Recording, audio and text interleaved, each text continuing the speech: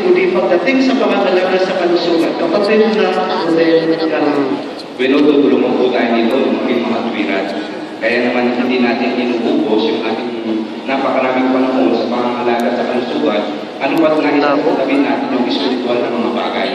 Makagagawa rin tayo ng mga desisyon siya sa Biblia na hindi pinipilit sa iba ang ating sariling pananaw sa panggagamot na maaari umangkay sa katitisulit sa iba at pagkakabahagi ng kongregasyon. Salamat sa mahusay na komento. Dumako tayo ngayon sa ikalawang tanong ng repaso. Paano magsisilbing gabay ang ating budi kapag pumipili tayo ng libangan? Kapatid na Jaylene Galang.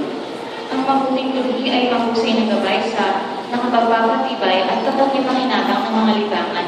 Tutulong din ito para masuri natin kung sino ang dapat na maging mga kasama natin at ang dahil sa anong tinutugon natin para dito. Sabi nga po ng Mateo sa 6:33, unahin muna ang kaharian.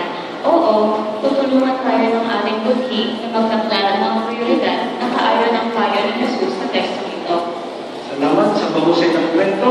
Nasa huling tanong na tayo ng repaso. Mapakikilos tayo ng ating budi na gawin ang